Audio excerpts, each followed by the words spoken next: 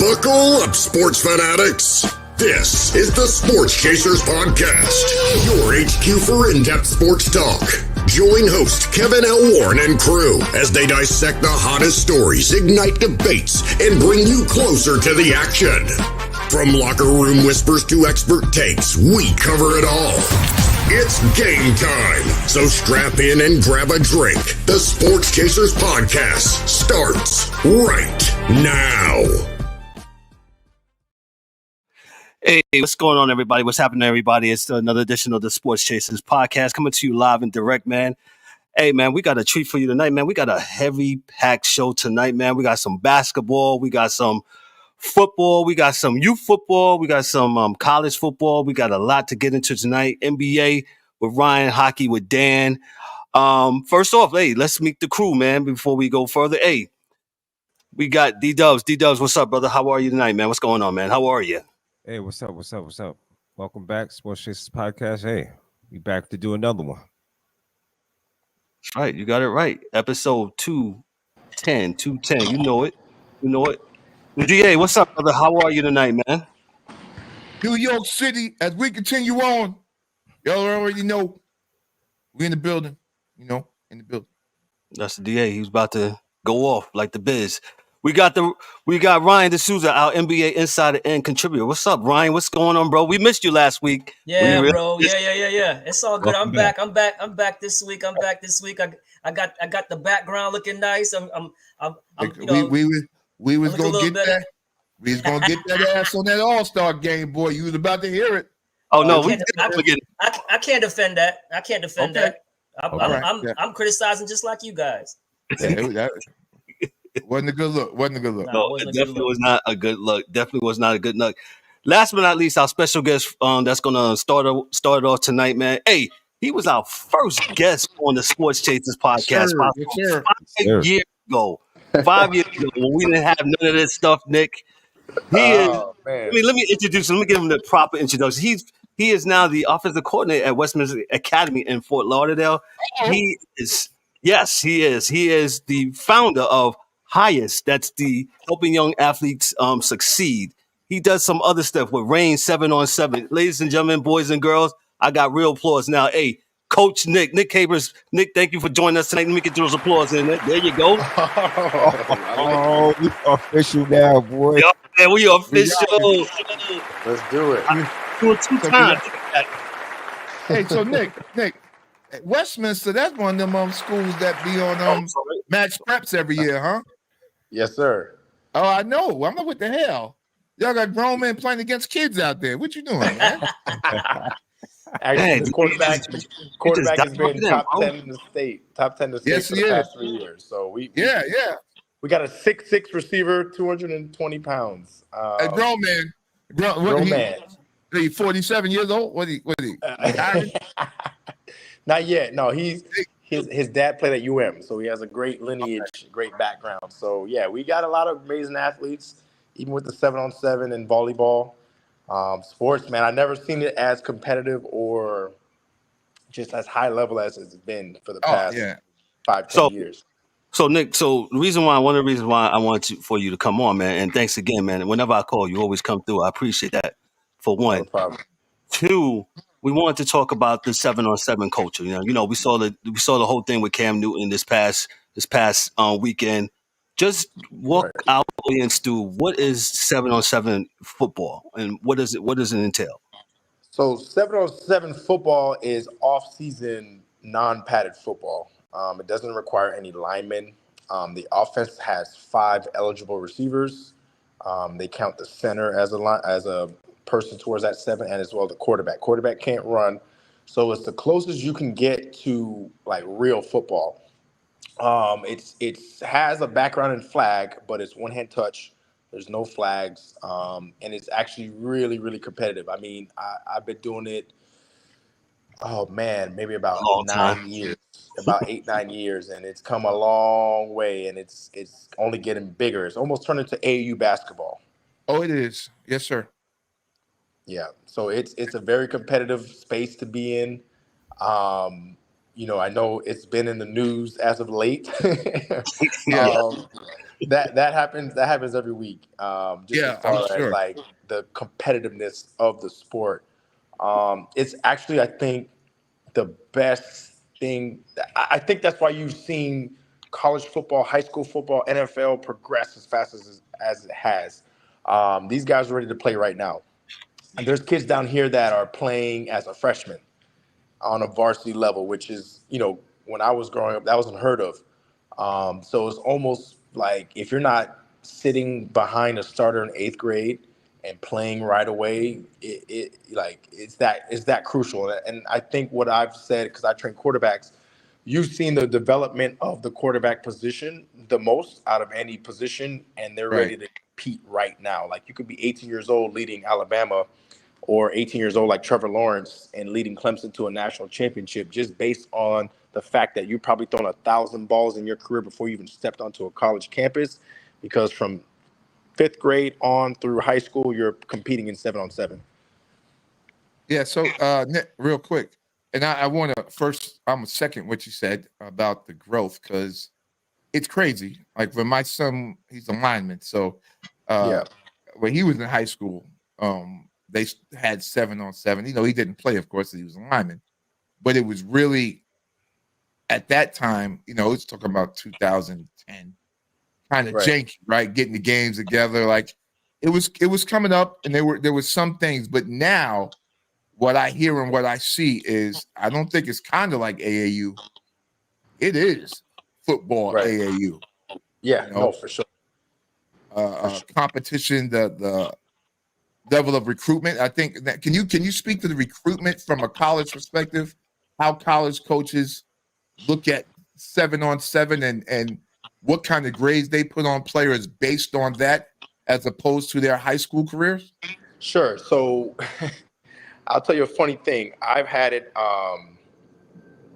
to a 7-on-7 in Atlanta where Kevin Sumlin, when he was the head coach for Texas A&M, was walking around with the lawn chair looking like a dad. And I've seen 7-on-7s where Jimbo Fisher's there, just randomly walking around.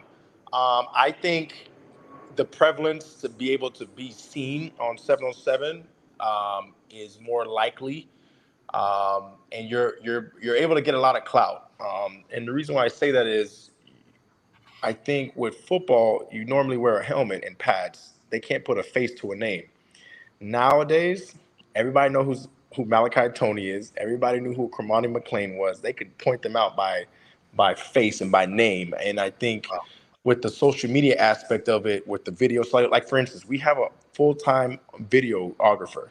He follows the team full-time to get all of these things, because it's just mind-boggling that I see more kids getting offers for 7-on-7 based to me than your basically your high school team. There's kids offered that have never even been in pads in high school based off of 7-on-7. So There was it a kid. Man, his name was Emmanuel. I can't remember his last name. He was from Coconut Creek High School. He had an amazing play. It actually went viral, hundreds of thousands of views. And he went to Coconut Creek High School. He shook two kids out of their shoes in a 7-on-7 game, and then IMG picked him up. Wow. Like it's like that crucial. He got 10 offers before he even put on pads. So wow. it happens all the time. I think 7-on-7 can really accentuate your athletic abilities. So, like for instance, there's kids out there catching the ball one-handed, doing backflips, just I've showing seen off it. crazy athletic ability. And I think that's what I think, because the games are so fast and competitive, it helps. I wouldn't judge a kid by 7-on-7, but it helps coaches say, hey, that kid is 6'2" and he can catch the ball one-handed and he's super uber fast. It's Let's take it. Let's explosive. take a shot at him. Yeah. It seems like almost when I see it, because I watch a lot of the stuff on YouTube, it's almost like football and one, because you Yes. get the highlights of a lot of kids. You're like, wow, Yes, you it's literally that. It's literally that. Hey Nick, Yes, sir. how does that translate over to some of these guys going if they go pro? Does it translate? Does that is it able to transfer over? I would say yes and no. Yes, because you're getting the reps. The more reps you can, the more muscle memory you can get, the better it can be. No, because most of these people aren't teaching real football at some point. They're putting 4 guys on the line of scrimmage on one side and then going one-on-one on the backside with, the 5-star receiver. That's not realistic. Mm-hmm. I'll play and beat most teams because we schematically are just superior. Like, you can run a bunch of different crossing routes and just move people around. That's not real football because you can't translate that to a real game. So yes, because they're getting the reps, you're getting to compete. No, because a lot of the people aren't necessarily being taught real football. So the goal of 7-on-7 originally, when we did it, and I only did it with my high school team. This was when Tommy Tuberville was at Auburn. That's how long ago it was. Wow. It was to teach your scheme. Mm-hmm. Now it's just, how can I recruit the best players and put them on a team and just go absolutely crazy? So it's So- changed. Yeah, it's definitely changed. I think the dynamic of what it was supposed to be used for has now changed. There was even last year, I won't name the kid. He's one of the number one receivers in the country. He played for a team. He never practiced with them. They're based out of California, and they flew him all around the country to play in tournaments. They never won a tournament. They never practiced. The kids didn't even know each other's names. So they just said, let's get the best kids that we can assimilate, like in the Avengers, and we're going to show up to a tournament and just play. So that sounds like they used to have. It wasn't AAU teams; they were called showcase teams, where you were just pulling cats from all over the country to play basketball together. And since they were great players, they may not win, but there would be coaches in the building to see them do what they do per se. But yeah, that usually doesn't work. But I just want to restate what you said real quick for the people, because I do remember this. 7-on-7 back in the days was basically when a coach took his high school team and ran over their passing disciplines and their offense in the off season, right? And it was like a slick way for coaches to get their guys together outside the season, and then you would get the strength and conditioning coach to take the linemen, and they do what they do, But yeah, because I just say this because I remember my son. Everybody else goes 7-on-7, and then you linemen, you stay here. So, and now it's just a sports sport on its own. Now it's just its own thing now. There's actually it's funny you say. There's actually a team called the Doughboys. They're a team full of linemen that could compete in 7-on-7. So I would love to see them.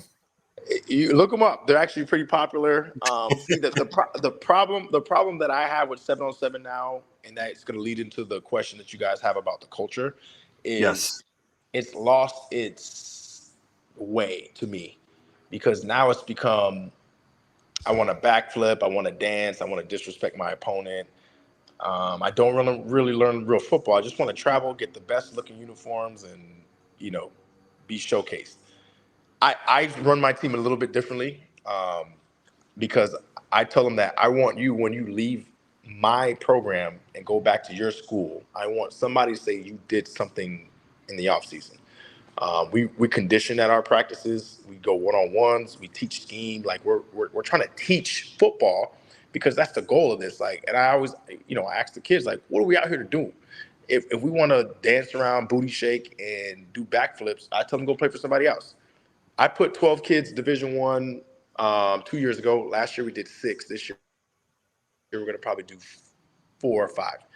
We put kids in, and the calling card for us is to say they know football. Like, again, it's lost its way for me, because I have an 8-year-old son. I don't want my 8-year-old son acting a fool out there dancing and doing showboating. Right. Shout out to Nico. That's not the whole part of what we're here for. We're here to play football. Yeah, exactly, little Nico. We're out here to play football. We're out here to get better. I said your off season should consist of 3 things. It should be 7-on-7, the weight room, and learning your craft. Now, are you doing that in your program? If not, then they're probably leading you astray. Makes sense to me. You gotta learn that tree. Yeah. So, well, I guess you answered my question a little bit. I was about to follow up and ask you, where is this going to lead in the future? Do you see it being the same way? Do you see it still going the booty shaking way, so to speak?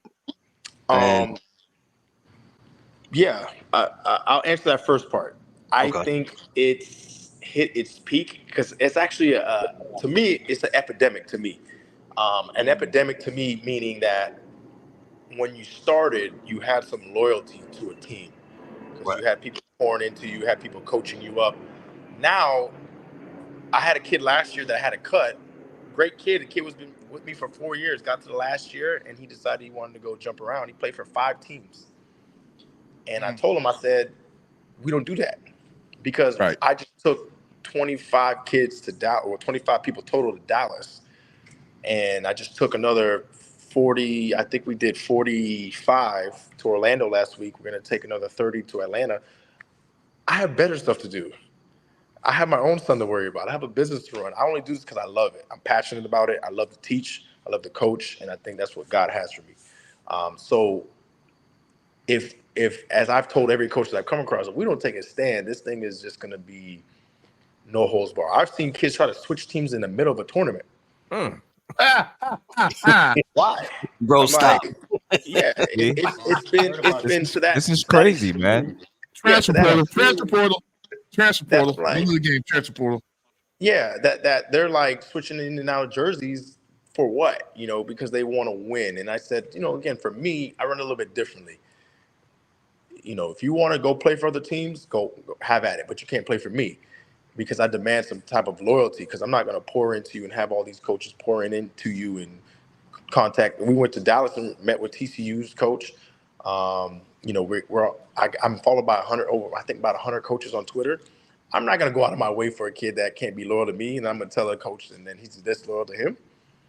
Can Why I am I ask going to one do more that? question? Oh, that's at Go least ahead. another question. Go ahead, D. I'm sorry. Yeah. So, a quality program. I guess like around the country, the big ones that are doing it. I guess quote air quote the right way. How Right. many teams do they have, and what grade levels do most organizations have? So the premier level is varsity. Obviously, that's the one that's important. I think personally the best program in the country is South Florida Express. They're actually the first team ever down here. Actually, I think probably maybe one of the first in the country, and they have a varsity of 15U, 14U, 12U, and then actually Xavier Restrepo, the receiver for Miami, runs their 10U. They produce the most everything. They have it. They've been doing it. I think about 15 years, maybe since 2000 and when Tracy Howard was in school. So that was probably maybe 2008, maybe going on 16 years. So they've been doing it a while. The premier is the varsity, and then everything else underneath. I would say the three teams that you have to have are your 14U. Those are your eighth graders going into high school, your 15U, which is usually your freshman, and then varsity, which would be 10th grade and up. Those are the three that you have to have. The other ones don't necessarily, I won't say don't matter, but there's so much, in especially like my son's age, he's 8. You're going to play with your little league team. When you get into high school range, you can have, Florida Express will have kids playing for them from California, Texas, Atlanta. They'll fly them in. So it's the premier of the premiers when you get to varsity. Oh, D-Dub, you had a question. Go ahead. No, I was just saying, like, how some of these coaches, I've noticed that, some of these coaches are getting back to that loyalty part. There's going back to the NCAA. Have you noticed, like, that's why a lot of coaches are bailing out, or because they can't handle some of this, the way these kids are just, it's a Operating, harder right? way to teach them now, Yeah, as opposed to last, back in the day. sure. I totally agree. So what's happening now? And I spoke to a couple of my guys that do recruiting. They're like, why am I going to stress myself out being a head coach? I can just go be a positional coach, get paid just as enough, like Chip Kelly, for instance. Chip Kelly is getting paid maybe $3 million to be the UCLA head coach. He's going to go to Ohio State and make 1.5, 1.8 and have no stress. Mm-hmm. There was a coach for Southern left and went back to be the tight end coach at South Carolina. He's like, quality of life. He's like, I don't need it. He's like, I can make $1.5 million or go back there and make 500,000 and be able to, watch my kids grow up. Yeah. And then the next thing is, there's people being tampered with left and right. I mean, coaches are reaching out behind the scenes and hitting kids up and recruiting kids off, giving them money. That actually happened with the quarterback from Florida last year. He was promised $14 million from a booster. The school didn't have the money. He wanted out of his contract, and then he ended up at Arizona. So, things like that happen left and right. Jeremiah Smith, he got paid $1 million to go to Ohio State. He didn't sign at the last second because Miami was trying to sweeten the deal. So now it's become a money grab. It's become a money thing. It's really just depends on if you want to play that game. I mean, everybody will eventually adjust, but it's now like every school every year has a budget. Ohio State this year alone in the transfer portal spent $13 million. There you go. 1 year. All I can say, Nick, is that that's 13 million that we know about now. But I am a firm believer, because I really don't like Ohio State, that even in the Big Ten back in the days, they used to win because they were the only school, one of the few schools in the Big Ten that was paying dues back in the day. Like they was giving Maurice Claret paper, and they were paying. It happens dues. everywhere, everywhere and anywhere. Oh yeah, from the beginning of time. From the SMU days, SMU. I think it happened at UCLA when they had the Bruins, when they had Kareem Abdul-Jabbar there. Yeah. Reggie Bush. You can just go down the list. It's just the people that get caught. I mean, of course. Realistically, at the end of the day, I've always believed that athletes should be paid because even when they were telling me I'm a student athlete, I'm like, well, I get up at 6 o'clock in the morning. I got to go out there and run and lift weights and go to meetings. That's like professional. And then I got to still go to school, so it's, I've always thought the athletes should be paid, but now it's a job. There needs to be some parameters, because now it's just the Wild Wild West. It's anything goes. It's really now, okay, what's the point of going to school? Indeed. I got one last question, Nick, and then I'm going to let Kev take. Do you believe, based upon the 7-on-7 and, kids not necessarily having to go through as much hitting as we might have went through in our high school career to get to the college career, that at least from the wide receiver, tight end, running back perspective, that maybe they saved themselves some wear and tear going into college?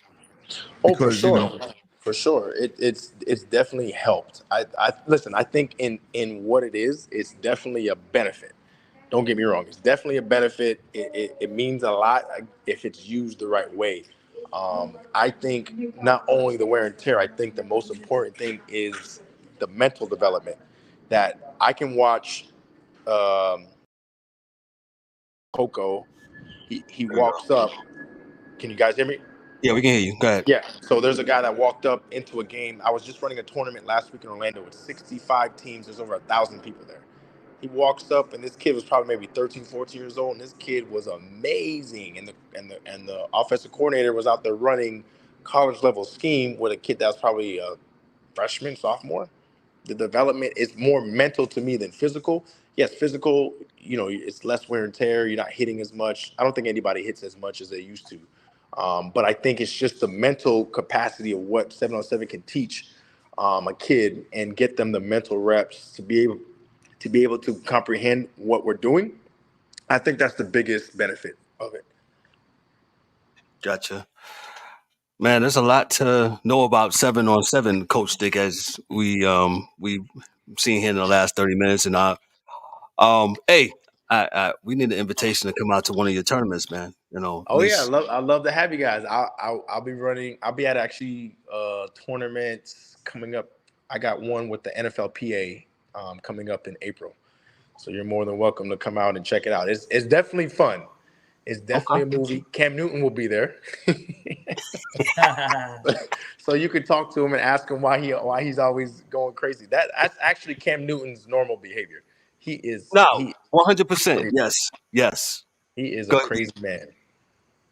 D-Dub, you're gonna be fine. You talking and your mic is mute, sir. Yeah, you heard? Can you hear No, me? we didn't hear nothing. I Flat out. said, I can hear you now.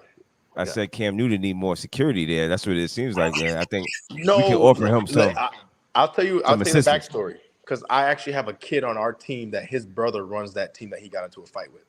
Go ahead. So they coached with Cam Newton before, and Cam Newton during the game was talking really reckless. Cam Newton said, "You guys are only where you're at because of me." And then his first go-to. I've been in 5 tournaments with him. His first go-to is, "I got more money than you." Yeah. He says that to kids. He says, "You're broke. I'm rich. You know who I am. I don't know who you are." And I'm like, wow. And I said, "You're gonna say it to the wrong person, and they're not gonna care that you're Cam Newton." Now, mind you, Cam Newton is big. A big dude. Yes. I couldn't appreciate how big he is until I saw him in person. Like his torso comes up to, I think, almost maybe my belly button, like my chest area. Like, he's a big dude. He's all legs.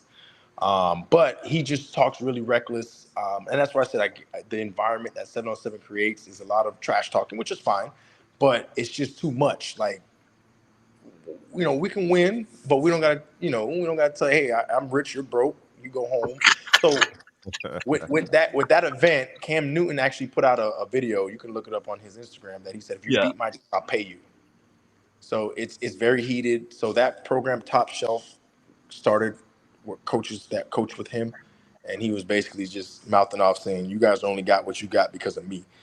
So that rubbed them the wrong way, and they're from the right place, and they said it at the right time, and they wanted to step to him. Yeah, It's a perfect storm. It was a perfect storm. Well, he was ragdolling. Them dudes got to get their weight up, but he was ragdolling those dudes around. But you know what's so funny? Everybody thought those were kids. No, those were grown adults. That's Right. Yes. He just makes them look like kids because he's that big. So again, he walks around with with the arrogance. He's played with it. He's always had that. But it's that 7-on-7. It's punting the football. It's pulling out props. I've seen people shoot money guns in the air where they're just shooting money out. I've seen it all. I've seen somebody throw powder like LeBron. Bro, that's crazy. I've seen somebody get a haircut on the sideline after he caught a touchdown. They pulled out a chair and the thing, and they started cutting the dudes. So that's why I said it's become like that. To me, I ain't on. I'm not here for that. Like, we can win. Yeah, we can win. We can talk trash. We can be competitive. But I told my kids we're always going to shake hands as men and respect our opponent. And at the end of the day, if a child, I was in Dallas, I had a kid talking trash to me on another team, Texas. I'll never forget Texas Tap. And he was talking trash. I was like, "Listen, you're a child. Don't talk to me. If you're not over 18, if you don't got a parent here, like, just be quiet. I don't talk to children." Right. I said, "I'm a grown man." Because they get mouthy. They get mouthy. They got a lot to say. And I said, "Listen, I don't have pressure with kids. So don't even speak to me. Like, because you're a child. Like, I said some other choice words. I said, like, get out. You're still in the nipple. I'm a grown man. So just stay where you're at."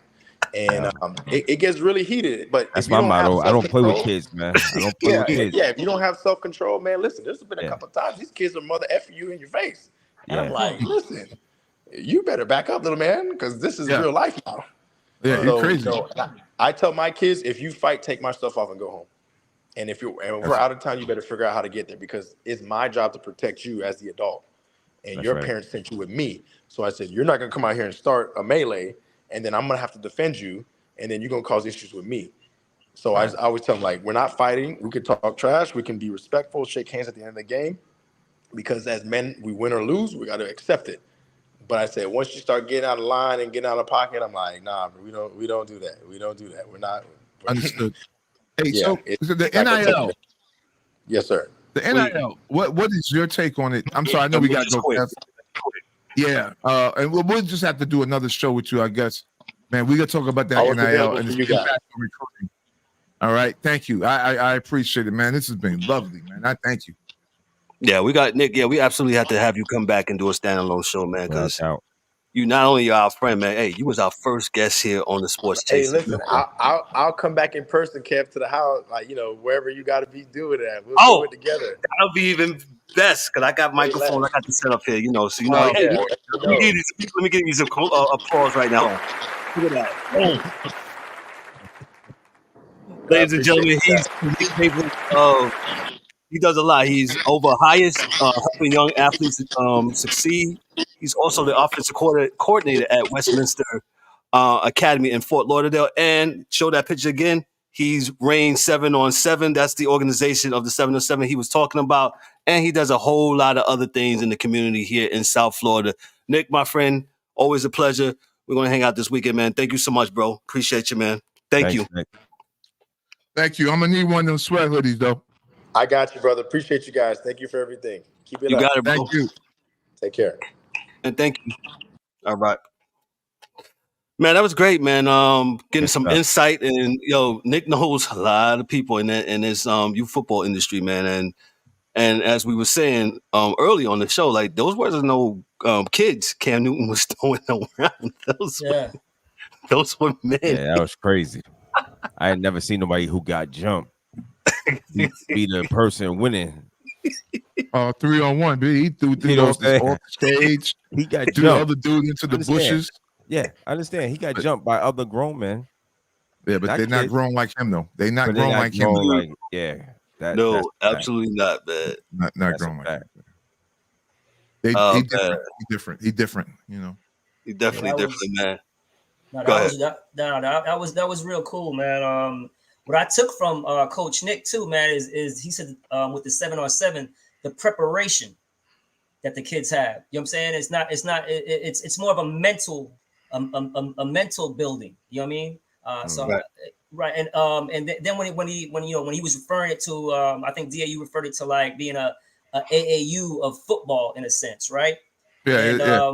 And Coach Gino Oriema from UConn said he used to coach AAU, right? Basketball, right? And he said the biggest issue was with AAU, it's too many games and not enough practice. So it's like they're playing 3-4 games a day, basketball wise. I'm just referring to basketball wise, right. And then they probably practice like one day out of the week, and they're playing 5 games. 5 games a week. So it's like it's no practice time. So it's never any the mental aspect of the game or the fundamentals of the game. It's basically them just going out on with their sheer talent and just playing. You know what I mean? Well, AAU, I always said it's hard to get better playing AAU. You get better after the season, because if your jump shot is broke 8 a.m, it's going to be broke that afternoon. Meaning to say, if your form is off or you're doing something wrong, it ain't going to get right, because you're not going to get a chance to actually fix it, because you got to play. Right. You're just playing. You got a game. You won that game. Then you sit around, you get some orange slices. You got another game, and then you do whatever, and then you get another game. Right. Now, if it comes back to you during the evening or whatever happens, or you stop shooting jumpers to go to the basket, whatever, you do what you got to do to win. But I don't think I've seen many kids get better during the season. You usually see a lot of games off season, like when they leave, go back to high school or whatever. Then you'll see them the next summer. You be like, ooh, he got nice, But it's usually not during the AAU season. The kids get nice, because it's like you said, it's too many games. Right, far too many games. Too many games. Let me get into this real quick. Mike Mills, what's up, brother? How are you, sir? What's going on? Mike Mills. I'm chilling. I'm happy to be here. See y'all talking about good old AAU. I ever told y'all I feel like that ruined basketball? We'll get to that very shortly, Mike. Let me read this call to action for our guests and subscribers. Hey there, Sports Chasers community. If you're enjoying the adrenaline pumping sports talk and deep dives into games we all love, here's how you can support the show and keep the action coming. First up, for all of our YouTube family, if you haven't already, make sure you like, click, and subscribe to the Sports Chasers podcast channel. Your engagement not only supports us, but it also helps spread the word to other sports enthusiasts like yourselves. And for you podcast listeners tuning in through Apple Podcasts, Spotify, or any other platform, your comments and those, where's my hand at? Your 5-star reviews are gold. They really help us in boosting our visibility, ensuring we bring more of the content you love. So take a moment to leave your feedback. We read every comment and appreciate your support. Lastly, don't forget to connect with us across all social media platforms. Search for Sports Chasers Podcast on your favorite platform and engage with us. We're excited to build this community with you, share exclusive content, and get your insights on everything sports. Thank you for being part of the Sports Chasers community. Let's keep chasing the game together. Let me go in for we had a special guest, but let's go into the Chasers weekly recap of what happened since we last came on from February 22nd to February 29th. Happy leap year to everybody. What happens to people that's born on leap year? Anybody know? They're very young. We celebrate anyway, I think. Yeah, right. I would celebrate anyway. So March 1st or 28th? 28th, the first, or whatever. I mean, either way, you're a Pisces, so it's really like up to you. I mean, actually, like, who cares? It's not like you get to choose. Huh? Wow. What? He said, who cares? He Yeah. said, whatever. The 28th, the 29th. Yeah, that's messed up. That's somebody's birthday, man. Yeah, that's what I'm saying. Who cares? Who cares? Whatever. You gonna celebrate it anyway, right? The 28th, 29th. I mean, You just mad because your birthday be on a holiday. That's why you're doing that. It's okay. Yeah. Because you know people gonna celebrate anyway. Well, whatever. It's no work for me either. So With a green cap. Right. Let me get into the Chasers weekly recap. Duke versus Wake Forest on Saturday. Wake Forest fans stormed the court after the win. Star player, he got injured. I forgot his name up here on my thing. Real quick, what's your thoughts about that? 30 seconds, each one of y'all. You think we should be storming the court? hey man, you shouldn't have started this shit in the first place. So you know what? This is what it is. Stop it now. You know what I'm saying? Can't stop it. No stopping. No stop stopping. I mean, the way to avoid that is to win the game, right? Oh, all right. If you would have won, they wouldn't have stormed the court. Storm the court. Y'all don't do that when y'all storm the court. All right, then. There's always a risk in anything. So Yo. when the game will storm. Mike Mills coming in blazing. Mike, it's a self-correcting problem, right, Mike? Self-correcting. Right, win the game. Self-correcting. Yeah, Protect home court. I agree. I agree with Mike. And you should never started saying that now you want to, it's too much now. So correct. Let me move on. All right, we talked about Cam Newton. The new NCAA chairman wants to expand the men's basketball tournament to 96 teams. Go ahead. Go ahead. No. Ryan, go ahead. We're gonna be doing this all fucking year, this damn tournament. Ryan, go ahead. Yeah, that's a bit much. That's a hard no, sir. Yeah, Hard. Summer Madness. They're gonna be playing into the summer. No thank you. Yeah. Summer Madness. I feel like they found the exact number. I feel like 68 is too much. I wish they would go back to 64. I hate them Tuesday games. Them shit Yeah, it's stupid. Yeah. I like those games. I bet you do. You like everything I don't like. You don't like Glen Rivers in a minute. You know what's coming. No, I actually like those playing games. Those playing games. Mills, you came in firing, boy. Off top. Another consequence of win your games. Win your games, and you won't be there. Win your games. Yeah. That's a bit much. That's a bit much. 90. Yeah, that's too much, bro. Stop. And keeping that 100, everybody, student athletes, listen, you put it to 96, evidently you don't give a fuck about when these kids go to class because they won't be going to class. They don't class. Well, they barely go now. Yeah, unless they're gonna cut the regular season in half, like you know what I'm saying, like it doesn't make any sense. They're not gonna do that because that's when the individual schools make their money on the 15 kids coming to the game. The traditionalists start to riot. We need our games. We need rivalry week. That's when that starts. So, that's stupid. So that's money grab. Let me move on. We said that Patrick King, number 88, is of his new team, the Detroit Red Wings, scores the game winner in overtime. That would have been for Dan against his old team, the Blackhawks. Peter King, Sports Illustrated writer in Football Tonight in America, he has retired from writing columns. So Peter King, if you remember back in the days, he used to write those columns for Sports Illustrated. I kind of like Peter King. Peter King is a staple in the game. Yeah, it's a staple in the game. So he is retiring. Yeah, but he's a staple, but his ass is wrong a whole lot. But yes, he is a staple. I knew DA would love this. Yeah, he's wrong a whole lot, man. But go ahead, Cam. Cody Bellinger stays with the Cubs, signs a new 3-year contract. So the Cubs see some worth of Cody Bellinger staying with the team. The Major League Baseball, they are really upset about the new uniforms. I don't know if we talked about this last week, but see-through? They said see-through, right? See-through. They say like they I saw somebody said today they sequence something like that. I didn't see sequence. No, I don't know if it's sequence, but yeah, I did hear see-through. I heard that in passing, but I wasn't really paying attention. They're saying the white pants are too light. Stop. The white pants are too thin. That's what they're saying. The white pants. Yo, fanatics, we got fanatics. Yo, fanatics, y'all better stop. Y'all better why get are your they game up. touching the uniforms? Just come up with new jerseys like they've been doing and leave it alone. They give you something good like that White Sox Southside jersey, and then they give you some dumb shit right after. Like it's like just leave what's on the jerseys they had from last year? Just watch those. Another self-correcting problem. Look at that. Ryan said, "Watch those." Watch that jersey. Another self-correcting problem. Hey, watch those. Major League Baseball. I got so much money. Ryan think they in the hood. Why don't you go to the laundromat and put some quarters in there and watch your chip? Yeah. 4 quarters. Yeah, come on, man.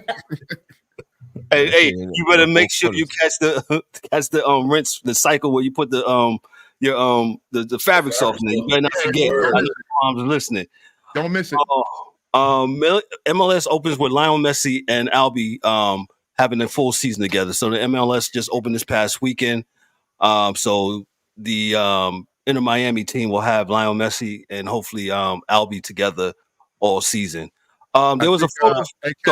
Yes, I think MLS wise, Charlotte. I think they had 60,000, man, and it was like 5 degrees, and they won for the first time.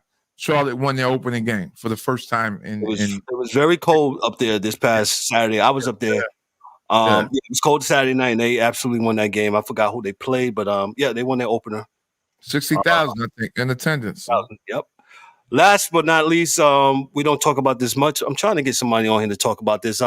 Daniel Suarez photo finish in Atlanta for the NASCAR event in Atlanta, man. They said if you saw the race, I mean, I didn't watch it, but I saw the highlights of it, man. It was like tenths of a second. It was really, really close. They say like one of the best photo finishes ever in NASCAR racing. And if you look at the NASCAR, anybody that watches NASCAR, they say, it's getting like the other sports. So, shout out to NASCAR, man.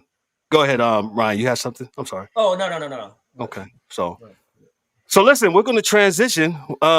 We talked about the NBA last week, and Ryan's up next.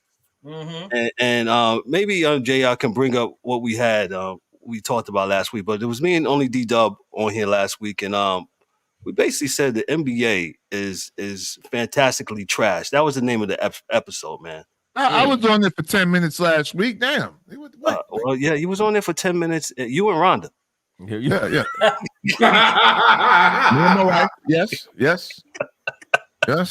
Team effort. She driving while he's shooting. Hey, shout out to Rhonda.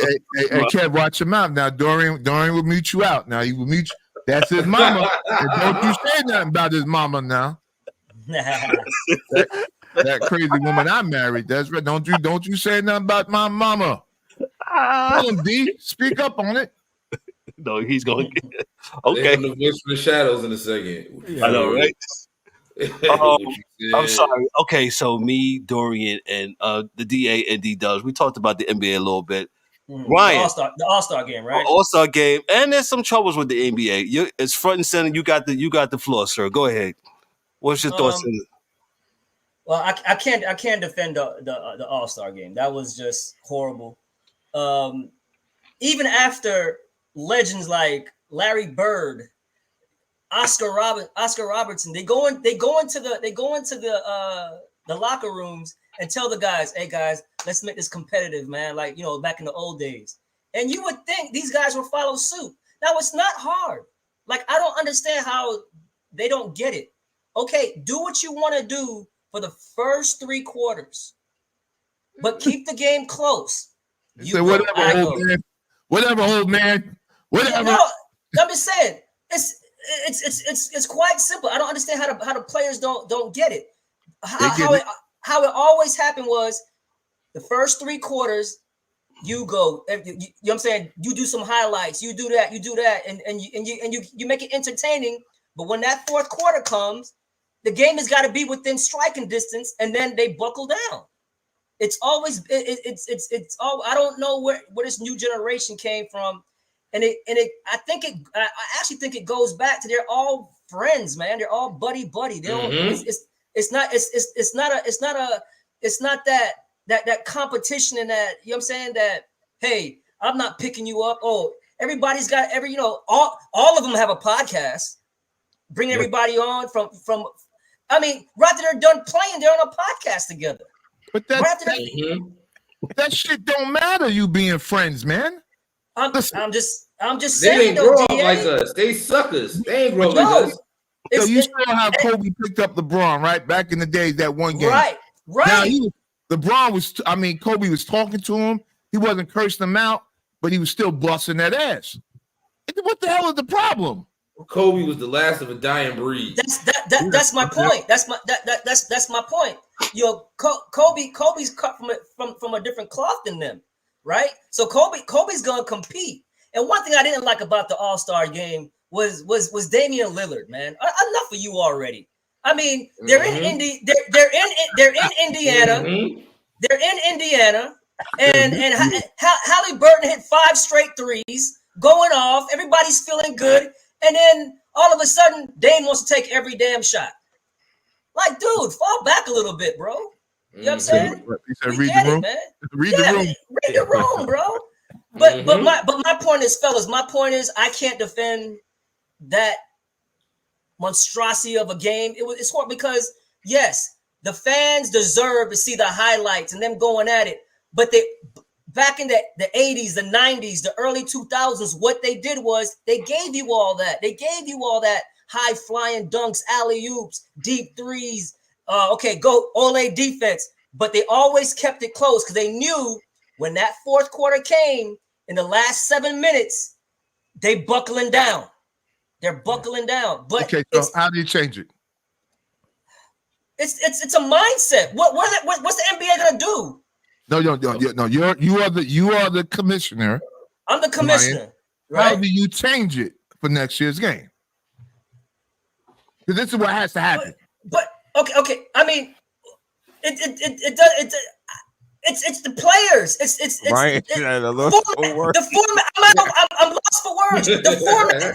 It's a game. The format is there. It's the players to compete. I can't make you compete. Oh, yes, you can. How? So in that checkbook. Yeah, what are you talking about? These guys are millionaires. What checkbook? What checkbook are you hitting? Up in the fines. What fines? Those fines don't even matter, man. That's like oh, those fines are nothing. All right, are nothing. They don't care about getting fined. Half of those guys got shoe deals anyway. Let's take the That's game. That's an all-star game. Then fucking we don't have no all-star game then. Word, you don't get no all-star game till you act right. No, we can't either. It's not the NBA, it's the players. The players are too friendly with each other, bro. We're not playing the game, guys. You friends do that. You friends can do something else that weekend. Word, y'all can have your own all-star in Atlanta. Right. Let me. I'm not blaming the NBA on this. It's the players. Period. Right. Let me grab. Did you see Adam Silver's reaction after the game? No, because I stopped watching the shit, and I'm an NBA guy. I stopped watching it. I didn't even stay for the end. Defeated. He looked like your mother after she done talked to you. Of course, bro. Beat on you, bro. She called the pastor to pray for you. That's what he looked like. Bro, like, Lord, what else can I do for these children? Listen, that's what Adam Silver looked like. Mike Mills put his hands up and just said, "Lord, what can I do?" Correct. Mike Mills. I could do for them. Mike Mills. Larry Legend. Mr. Trash Talk himself. Probably the greatest trash talker of all time. Gary Payton will tell you that. I've seen Gary Payton say that. That dude headed everybody. He in a 3-point contest, he still got his warm-up on. He goes into the locker room like, hey, which one of you motherfuckers are coming in second?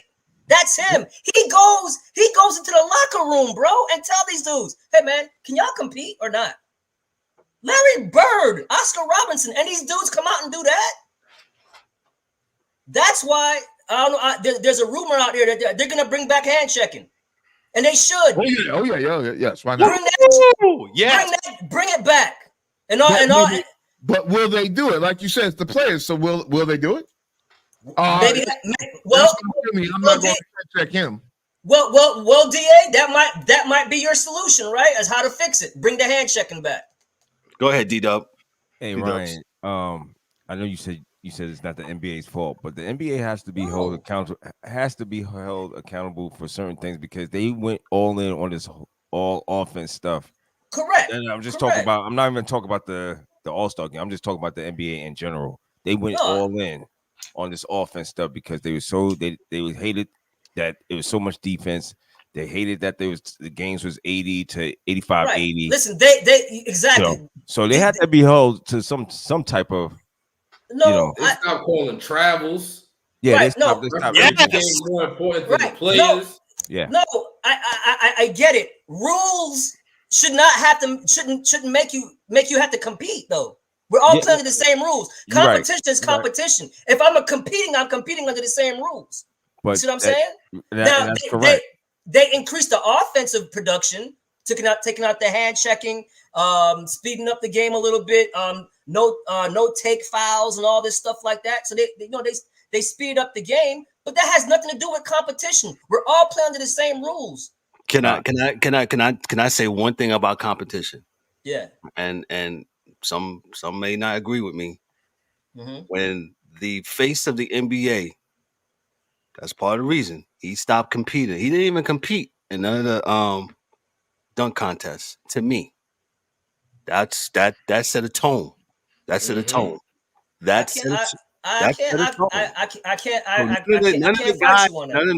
the all-star, none of the face of the NBA, none of them guys compete in the all-star in the dunk contest because of what? Because they don't want to lose. Their brand. Their brand. Yeah. No, I can't fight you on that, Kevin. I can't fight you on that because if LeBron, who is the face of the league, Kevin? LeBron James. Well, we're just keeping it for real. LeBron James. Yes. Right.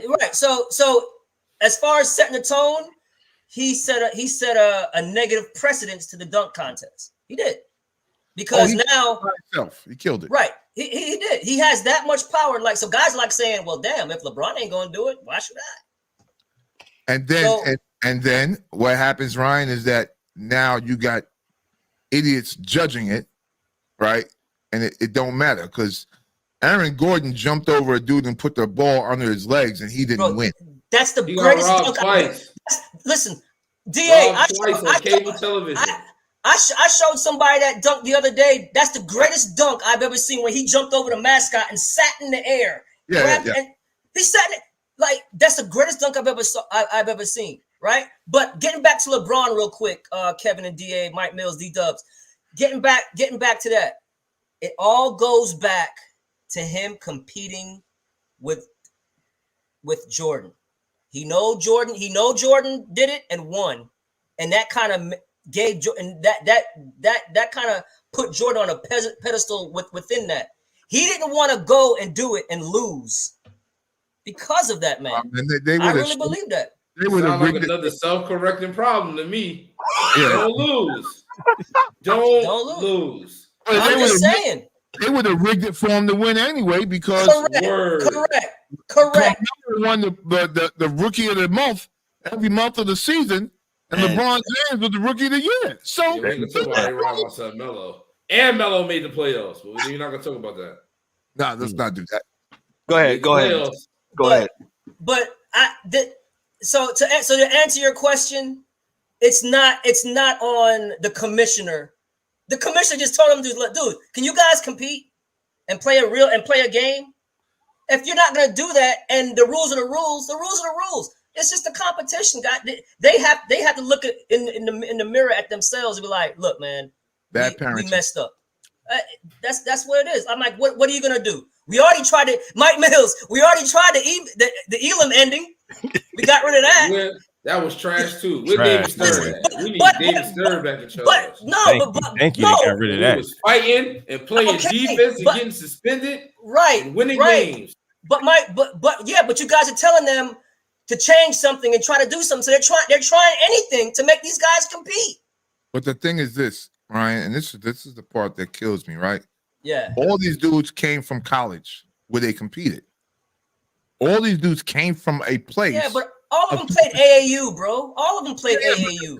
Back to the originator. AAU killed basketball. AAU and Steph Curry. Listen. I could say that, but I don't agree because I know AAU back to the 80s and 90s, and I remember it was competition because it wasn't so friendly. Because a team from New York wouldn't hang out with a team from California because they only played them twice. Right. So they wouldn't know who they were. And not only that, DA, like back in the mid 80s and like early 90s, you had like your section of like Chicago basketball. You had basketball in Houston where Akeem was under Moses and all them dudes. So they all would meet up at one gym and go at it. So you know what I'm saying? So then when you got into the season, you already had bad blood going into the season. That kind of happened at Fashion Institute where Stephen A. Smith was saying that. Oh no, stop. But Go NBA ahead. players would always go to Fashion. Not seriously in New York. You know, Stephen A. Smith. No, I'm sorry. He went to Fashion High School to go play. But in the college, where the NBA dudes is at in the summer, you know what I'm saying? That's where he would be at Fashion. They would go and get it in. I remember a dude told me, there's this kid named Ron Artest in high school playing against NBA dudes. He's like, that dude there is a monster. The dude, like, him, Lamar, Noah would go play against the pros, either there or at Hunter College. But the reality is that it was always about go at your neck. And it wasn't no beef. We can get chill after the game. Bro. Why can't these kids do that? So even growing up. Go ahead, Mike. Go ahead. Even growing up on the block, it was dudes on the other side of the hood used to play them every day. And you didn't want to lose to them because you got to go to school with them. You got to go to the store and see them locally. But y'all might be cool, but it's like on that court, man, that's different. That's a battleground. This is not right. These dudes in the NBA got that bread, got comfortable, and LeBron made it whack and soft, and now they just want to travel and not compete, not play no defense. Oh, Junior, our producer, shout out to our producer, man. He's the best in the world. He said social media, AAU, destruction of basketball, and this is what is has come to. I'll say this. I'm all about solutions. I'm in a solution-based business. That's pretty much what I've been in the last 21 years. I find solutions for people. If you don't know, just look me up. You know what's going to happen to the NBA since they don't want to compete? Tell them, Kev. You know what's going to happen? The owners is going to start locking their asses out. And they're going to do something because they're going to start losing. When the money starts rolling, when people don't remember when the NBA, and we said it on the show, the NBA back in the early 70s in the late 70s and the early 80s, NBA finals was on tape delay. Think about that. Y'all keep it up. The player empowerment and all that stuff. I'm all for people getting their money and stuff like that. But man, what are you doing for your fans? Well, I get it. I told you they don't care about it. They're competing in the regular season and the playoffs. Are they? We're talking about the All-Star.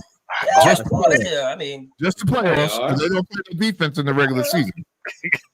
Nobody plays defense because they need that energy to drive the bench truck, and it's hard to drive a bench truck. So the reality is that you don't play no defense in the regular season, and I know that because I've watched the Boston Celtics lock dudes down in the playoffs, and all season long they let Houston score 150 points on them. The Lakers are a whole other team in the playoffs. Yeah, those things that doesn't happen if you're consistent, right? So defense has always been said to be a effort thing. Defense travels. You can always count on your defense. So the reality is, if you don't play defense and someone scores 140 points on you, that's an effort thing. You did not want to do that. So as Kevin just stated, the owners at some point in time, and it's not now, believe me, No. because they won't move until they start losing money. Right, and they're not gonna. No, they're not gonna lose money because they keep They're getting not gonna TV lose deals. money. Exactly. They keep That's TV. all. It doesn't matter who comes to the arena. Exactly. They could care less how if the fans if the stands are packed or not. They can care less. They get most of their money from the TV deals. TV deals. And remember, the NBA shares profit. Yep. Remember that. Yeah. It's not linear to one team. Oh, they're sold out every game, but then in Atlanta they're never sold out, or in Houston they're never sold out, but LA's always sold out. Everything is shared. Yeah, it doesn't matter. Everybody's getting paid. All the owners everybody's getting paid, and they're making a killing.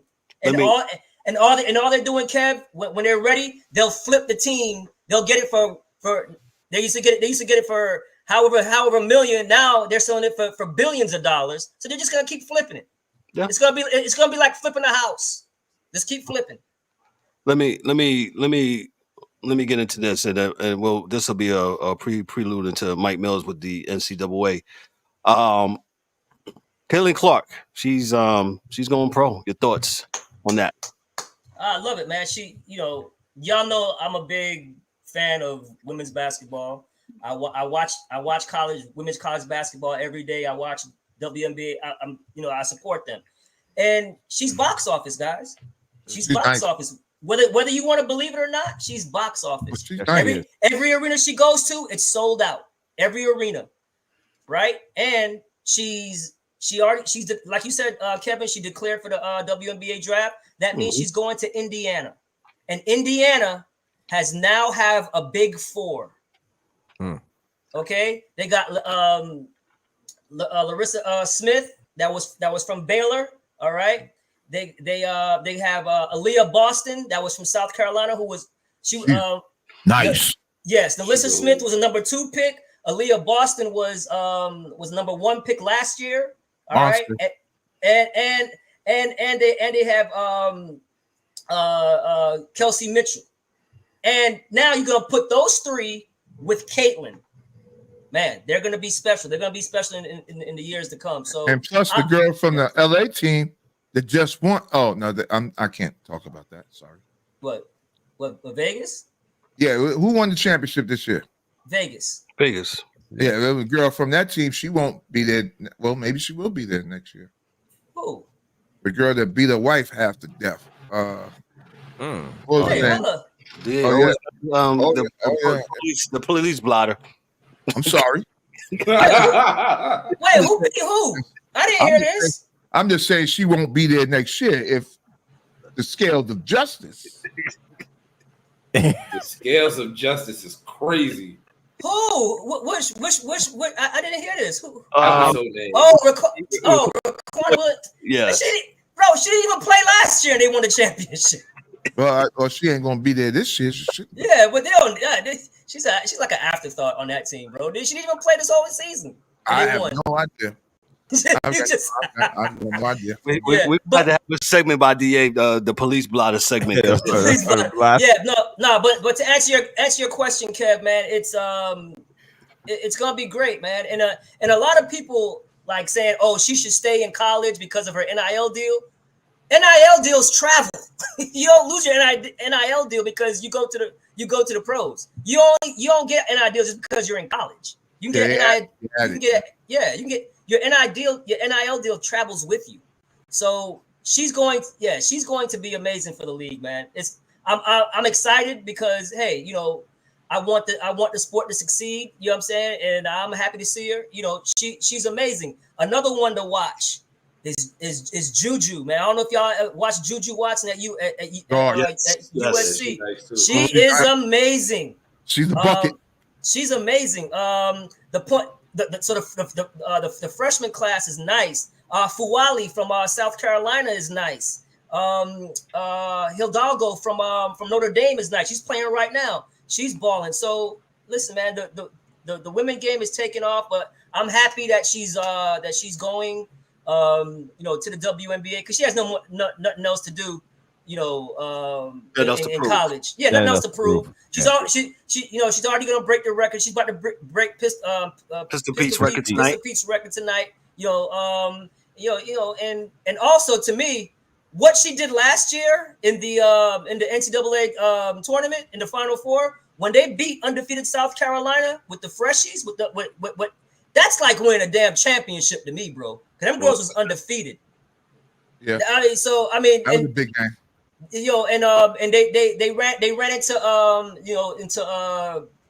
LSU Tigers, yeah. And LSU got hot. Because remember, guys, that same South Carolina team beat LSU last year by 30 points. Yeah. 30. And Caitlin took down the undefeated Dawn Staley South Carolina team with Aaliyah Boston and that crew. So when she did that, I'm like, man. So no, she's unbelievable, man. I'm giving her props, and she's only going to help the WNBA move forward because now you're gonna have guards like Taurasi's gonna be retiring soon. Right. So I was hoping Phoenix or LA got the first pick so she can go to one of those markets. She's gonna kind of be in Indiana, which is little blah. You know what I'm saying? No disrespect to Indiana, but it's not a huge market. If she'd have went to LA, and you never know, bro. She might be the first. I don't know if she has it in her like that. She might be the first player to be like, hey, I don't want to play here. Like maybe do a Eli Manning, a John Elway, and say I don't want to go to that team. And maybe WNBA. No, I'm just no. What I'm saying is maybe she says I don't want to go to play for Indiana. I got you. Is what I'm saying. Yeah, just because she has that power. She's like I don't want to play for you. Yeah. I'm just saying. I mean, technically, it's a possibility. It's a possibility. Yeah. Because if she wants to go to a bigger market and then maybe they do a trade. I mean, I wouldn't do it if I'm Indiana. I'm drafting her. But she can easily say, well, I'm going back to school. Right. She can easily do that. So, Eli, world, man. Exactly. I'm like Eli Manning coming out of Ole Miss, said he didn't want to go to where San Diego. Yeah. He didn't want to go to San Diego. You know what I'm saying? So why Caitlin couldn't say I don't want to go to Indiana? Well, we'll see. We'll definitely see. Yeah, but she's box office, Kevin. Ladies and gentlemen, boys and girls, he's Ryan D'Souza, our NBA insider, our NBA contributor. Let me give Ryan some applause here, man. Thank you, fellas. Ryan always bringing. Ryan, you really was passionate. I mean, you're always passionate. I'm always passionate, dog. I'm a little dude, dog. I gotta be loud. You dropped some gems tonight, man. Me and Mike Mills, we didn't really argue that much today. Not yet. Not yet. He's up with college. So I'm in a good mood at college. My team is number 1, baby. I was about to say that. Shout out to your Houston Cougars at number 1. Cougs, baby. That's right. Go ahead, Mike. Go ahead. All right, guys. So as you see the calendar, it's leap year day, February 29th. So that means we're getting closer to Selection Sunday. That means the conference schedule is winding down. That means if your team is looking like they might not be in it, this is where you get your cleanup wins and maybe win your tournament. So I'm going to read the top 10 according to the Associated Press because we do give credit here. We got Ryan's Houston Cougars at number 1, 24-3 in that Big Ten. And the Big Ten has been brutal. They've really been feeding on each other down there. Like, it's crazy. Yeah. We got Purdue at number 2, 25-3. We got UConn at number 3, 25-3. You did not go to Purdue. I'm a Purdue alumni. That's what my degree says there on the wall. Yeah. The last stop. Yeah. All right. We got number 4. Right. We got Tennessee at number 4, 21-6. Marquette at number 5 and 21-6. Arizona at number 6 at 21-6. Kansas at number 7, 21-6. Iowa State at 8, 21-6. Carolina at 9, 21-6. And Duke at 10, 21-6. Now, Carolina was at the top of the polls a couple weeks ago, and they done slowly down, getting beat up on in that conference play. What happened? You're getting beat up on. That's what happened. Damn. You know, Hubie Davis be like this and like this, and he don't know what's going on. So, Yo, man, Lee was so funny. What, man? Ain't that what he be out there doing? Oh, yeah, he be doing that. I don't know what he would be doing, but hey. I mean, they lost to Syracuse, which Syracuse is always interesting because they play that zone. They don't care who they playing. Yeah. So they lost a couple games in there they shouldn't have lost. But the tournament gets closer. I'm ready to see what the bubble look like, man. I don't like them first 4 games in, but I do like to see who don't make it, like who we got on the bubble at the end of the year.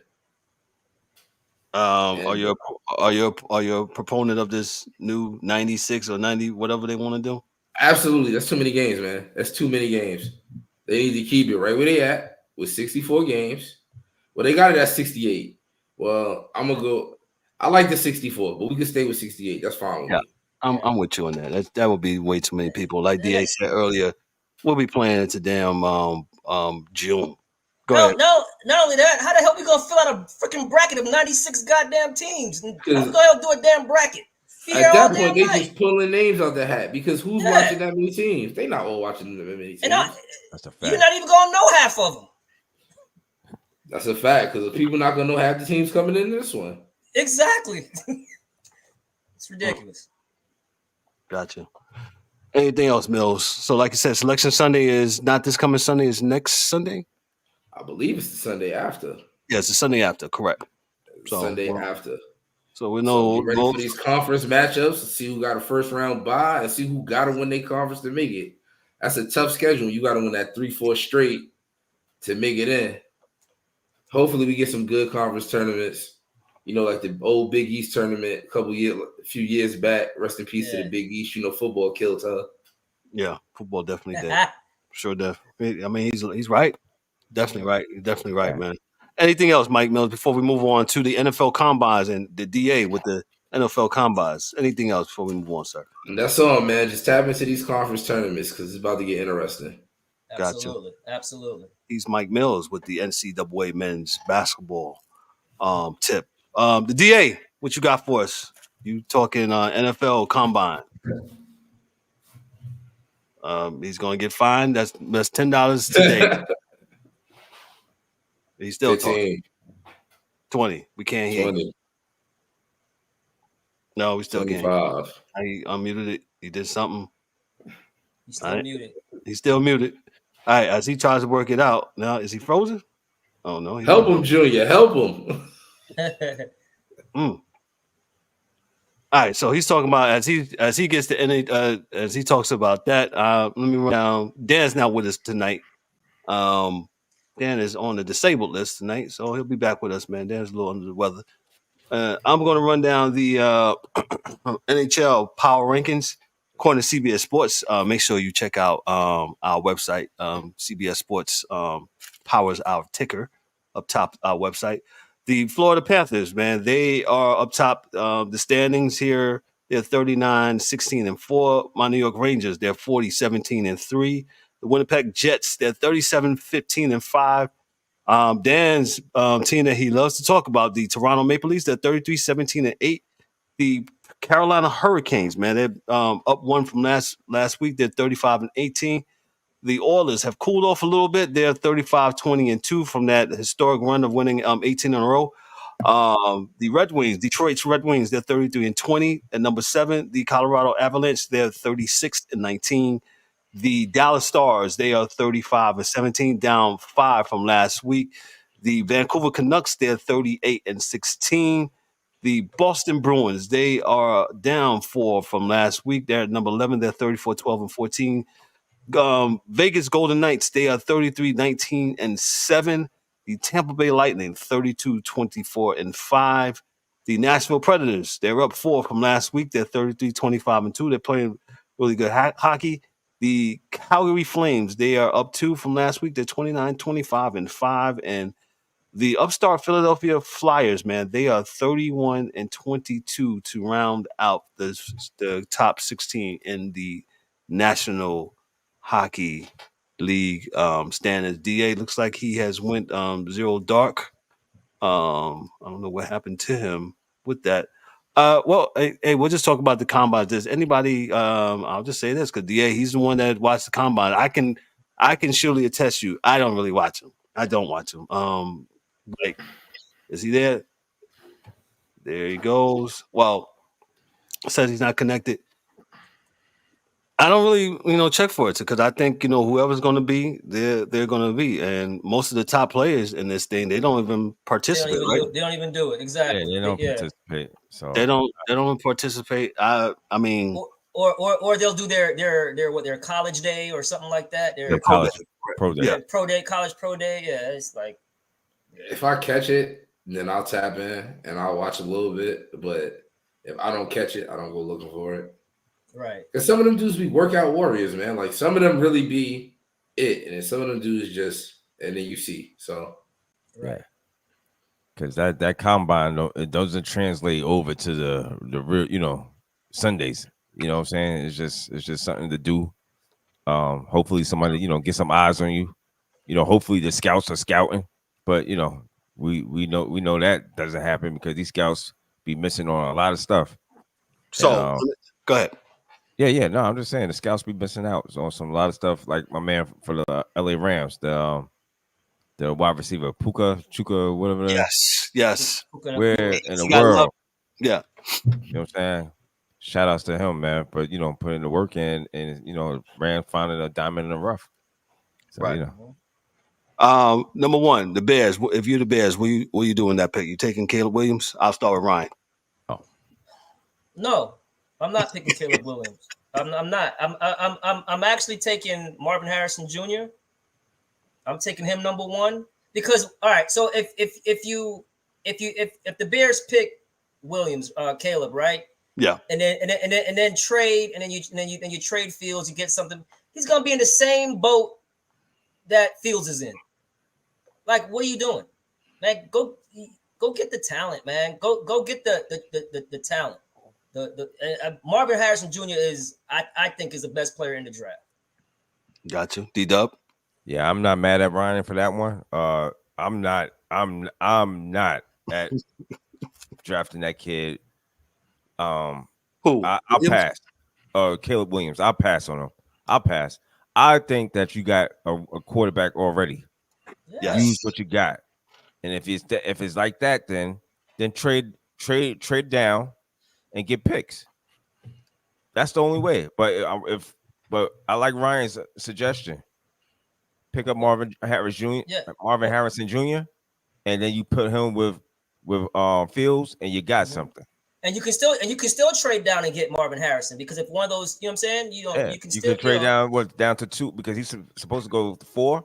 They think about him go 4. Yeah, like after the three quarterbacks, exactly. Yeah, trade down. So right. So if one of those teams, those other 3 teams really wants Caleb, then they make the trade. You know what I'm saying? And go get him. Then you get some pieces, and then you build that way, man. Like you can't. Yeah. You just can't keep switching out your quarterback, man. Switching out quarterbacks, man. Yeah, like you're gonna be in the same boat every year. You got a quarterback. Use him.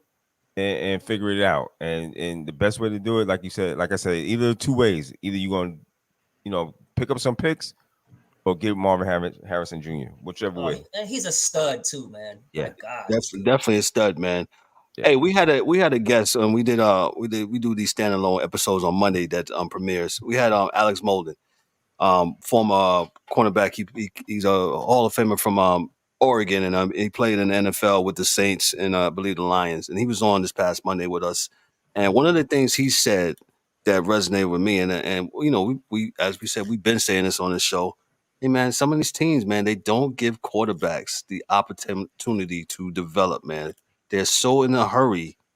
I'm just paraphrasing what he said. Y'all can go back and check it out from last Monday. They're such in a hurry to make the person great, and there's no, you can't. You don't give them time. You don't give them time to develop and mature and all that stuff. Right. Well, but yes and no, because I mean, you got to get lucky too, man, in a sense. Because look at CJ Stroud, bro. They threw him in there, and he just took off. Just do it. Well, Ryan, do it 2 years in a row. That's nice. You do it one. Do it 2 years in a row. What I'm saying is, though, I mean, I get what you're saying, but I mean, do you mean When you say give them time, do you mean let them sit first and then learn? I think you should let them sit at least, man. I think quarterback is the hardest position, I think, in all professional sports to learn. But I get it. You're trying to get your return on your investment like right away, man. But some franchises like the Commanders and the Jets, they continue to make a mockery of the position because they don't know what they're doing. So I don't know. That's just my opinion. Mike Mills, what's your thoughts on who should the Bears pick? And Ryan, I'll get back to you. I'm sorry. No, you good, brother. If I'm the Bears, I'm not drafting the quarterback. I'm drafting the O-line. You already got DJ Moore. You already got a tight end. You already got a running back. I say you draft on the O-line or you trade down and still draft the O-line and just bank another pick. Because it don't make sense to go get Marvin Harrison. You already got DJ Moore. Yeah, but that's one wide receiver. You can start 3 wide receivers. You still got Mooney. You still got Cole Kmet. You got space. Exactly. Right. You still got those guys. Find somebody. Those guys are not. No. An O-lineman is so much harder to find. It's easier to get one in the draft than to go on the open market and pay all that bread. Draft your O-line. Your team's in the trenches. Hey, Mike Billy, Joe Alt is sitting right there too. Joe Alt is. I'm trading down to 3 and going to get Joe Alt there because why am I? No, somebody's thirsty. Somebody's gonna give me everything for that pick. I'm trading down and going to get Joe Alt. That makes sense if Marvin Harrison Jr. wasn't in the draft. That's how good he is. You have to because what we're saying is you have to give Fields weapons. You want him to succeed? Give him weapons. He needs weapons. I know he needs an offensive line too. You're right. Need time in the pocket. I get it, but one of his strengths is running and improvising. So at least you can buy some time with that. But you got Marvin Harrison is too good. If you're not taking a quarterback, you got to take Marvin Harrison. He's in that line of the next like coming out of college. He's like what Megatron was. You know what I'm saying? Like he's just that good. To me, I think he's the clear-cut best player in the draft, but teams need quarterbacks. So, in my opinion. How about this scenario? You trade, you get Harrison Jr., right? And in the second round, you get you a good O-lineman. Mike, does that work for you? Or remember they got the 9th pick too. Oh well, they got 1 and 9. You can get both. You can. Why would I take it? I could trade back to like 3 or 4. Right. Get Joe up. You get a pick for next year. Listen. You got to think for the future. Build this O-line. You're gonna get something. You're gonna get it back. Don't worry. You're gonna find another receiver. No. I don't think you understand what Marvin Harrison is. No, I understand what he is. Marvin Harrison is a generational. He's a generation. No, not only that, and he has the bloodline. Hey, Dude, Ryan, this guy's amazing, man. Ryan, and not to jump on you, but I heard that before. Oh, he's a generational player. And I ended up with Saquon Barkley. Go get the. Come on, man! Don't do that to Saquon, dog. No. Y'all Saquon got hurt, Daniel bro. Jones, you gonna talk bad about Saquon Barkley? Are you crazy? Saquon got hurt, bro. Daniel Jones, you gonna talk bad about Saquon? Exactly. D-Dub, Saquon got hurt. That's what stopped him. Saquon was balling, bro. Coming out his rookie year, he was balling. He just hurt. Still balling. He just got hurt. Yo, man. He's hurt, man. If you hurt, you ain't no good to me. Yo, you hurt all the time. Everybody knew the ball was going to him this year. You should have franchise tagged Barkley. I mean, the other dude, and then get Barkley the money. Now you're stuck with him. Yeah, we're a mess, man. But go ahead. It's not about the Giants. Go ahead. I'm sorry. Honestly, if Marvin Jones was to magically fall, that would be the only receiver I would say the Giants should take in the first round. Because they got all these receivers going to them early, and I don't understand it because they need an O-line bad too. I said the same thing. We need an offensive lineman really bad. Unless Marvin Harrison fall to y'all, then I can understand. He don't fall. I'm saying though, if he do, let me tell you, it wouldn't surprise me if other teams trade up to try to get him. He's special, man. He's special, bro. He's special. And with this, and not only that, and with this wide open offense that they have now, where wide receivers are protected, and bro, man, he's good. He's good. Yeah. I mean, it's something to consider. I like my idea. I think you take him. D-Dub, I get what you're saying. You know, the prognosticators are saying, you know, generational talent.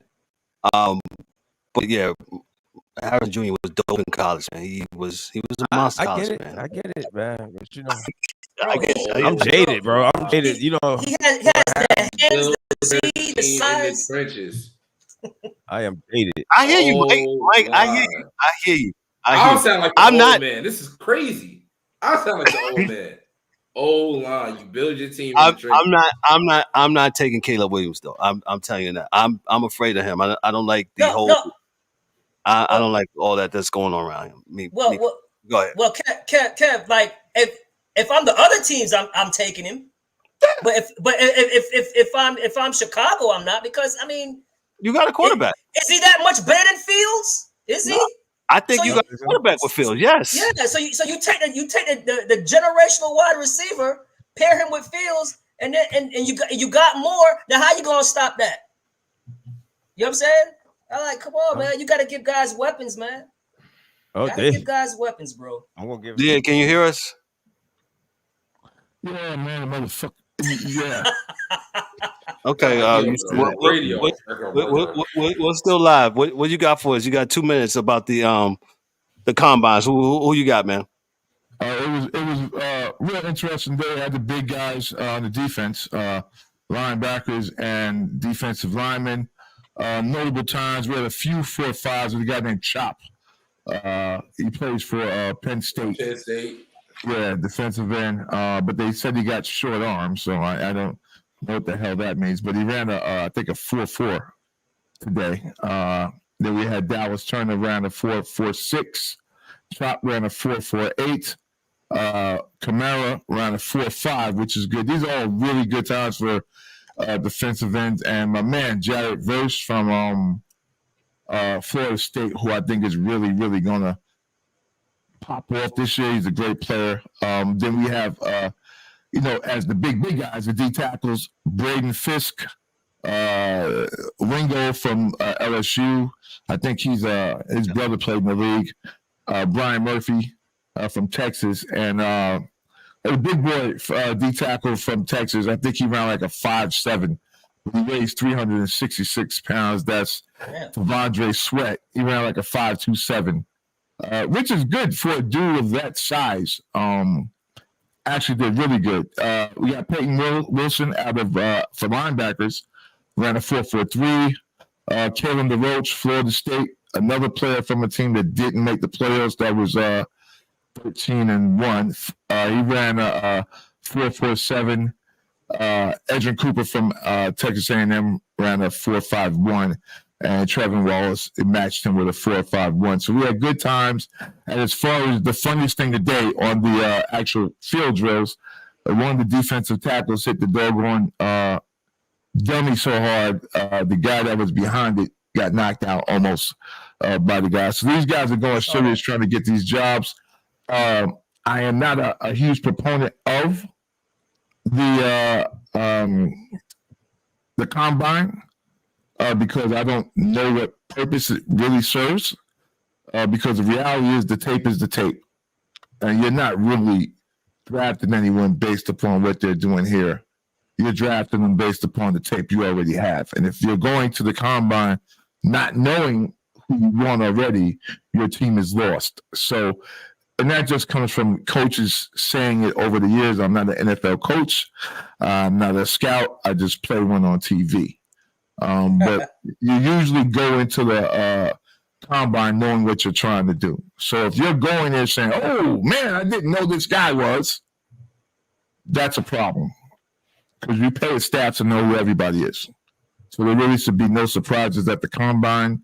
The NFL, you have to, in the NCAA, you have to be there 3 years to go to the NFL. So whether you redshirt your first year and play 2 or whatever the case is, there is film on you. There is tape, and the tape is the tape. So the reality is there's really no need for this because a 4.40 doesn't make you faster than Jerry Rice, who ran a 4.7 when he has the ball. Right. So when Jerry got the ball, he was fast. Right. Running a 40-yard dash, maybe he's a little slower. Right. And then you had guys that, the guy that just came out of Washington a few years ago, like ran a 4.2. But he never got the ball because he couldn't run any routes. Right. So I'm not really sure what the purpose of this is other than another money grab by professional sports.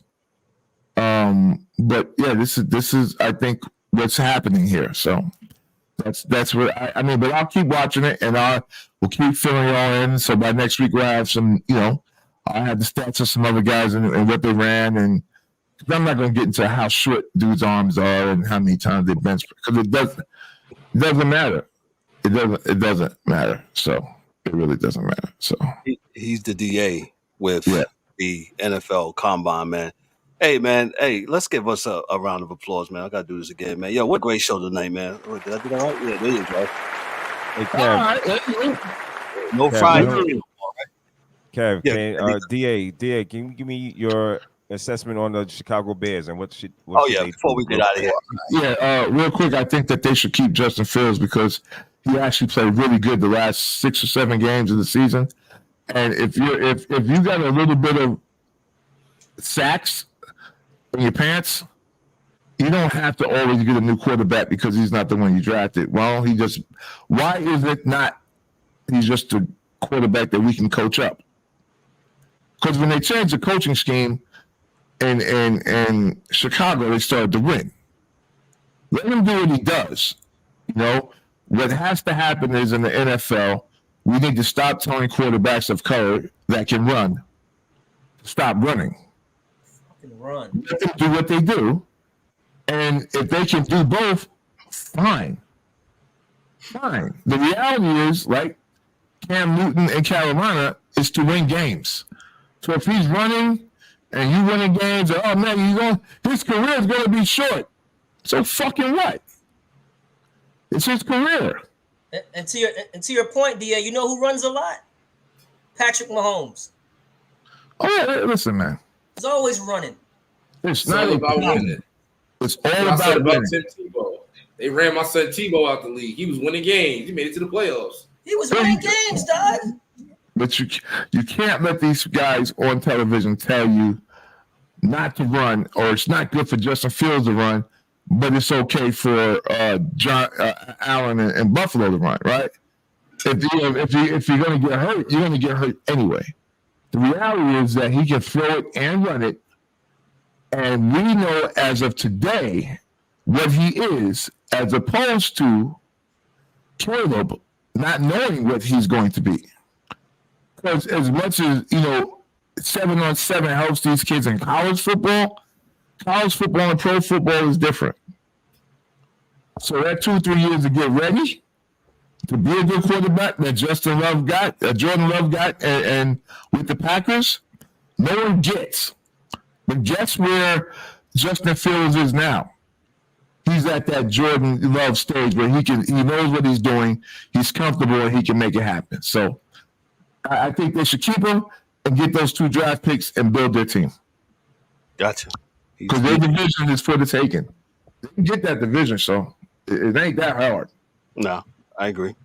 Appreciate that, DA. Thank you so much, man. Fellas, thank you for another jam-packed show, man. We had a good time tonight, man. Hey, part of the shots, man. Let's start off with D-Dubs. What you got for us, sir?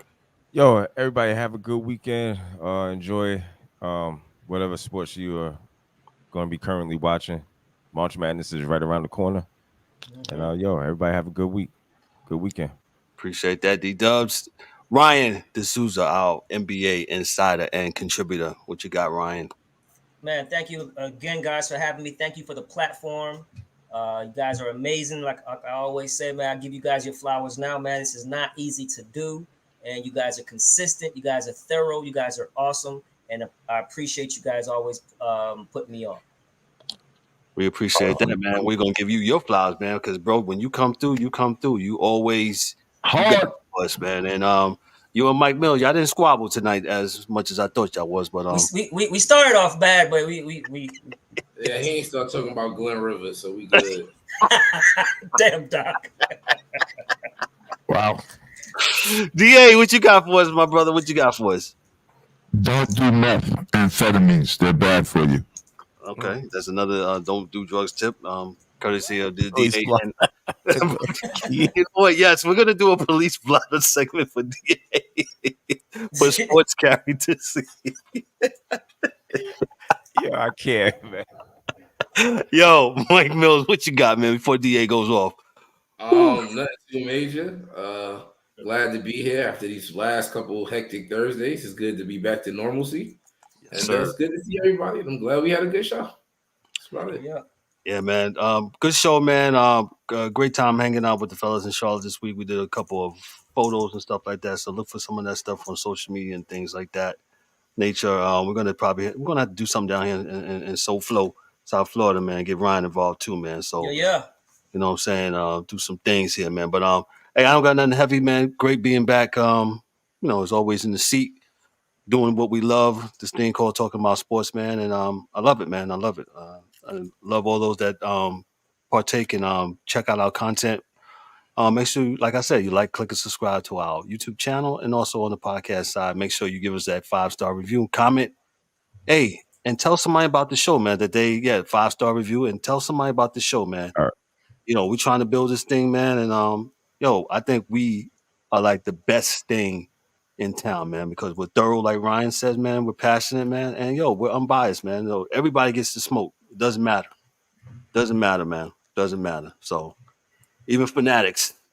Yeah, fanatics. I gotta stop that see-through shit. Y'all gotta fix your pants, man. Shout out to our affiliate, man. Huh? Y'all gotta fix that, bro. Shout out to sequence. So on behalf of myself, I'm Kevin L. Warren before the show goes. Dancing with the Stars and shit. Yeah. There it goes. Go on left. Go on. Go ahead, wrap it up. Hey! Shout out to our to the angry one. He couldn't be with us tonight, and Dan, he's under the weather tonight, man. Shout out to that, to our hockey dude, man. But listen, on behalf of myself, I'm Kevin L. Warren, your host and moderator, for Daryl D. Dubs Warren, for Ryan D'Souza, our NBA insider and contributor, for the DA, and for Mike Mills. This is the Sports Chasers podcast. Y'all be good, be blessed, have a great weekend, and we'll see y'all next week. Peace. That's a wrap for today's episode of the Sports Chasers podcast. Don't forget to subscribe on YouTube and your favorite podcast platforms, and connect with us on all social media channels for exclusive content and updates. We'd also love for you to join the conversation, share your thoughts, and become part of the Sports Chasers community. And remember to tune in next time for some more real sports talk. Until then, stay frosty.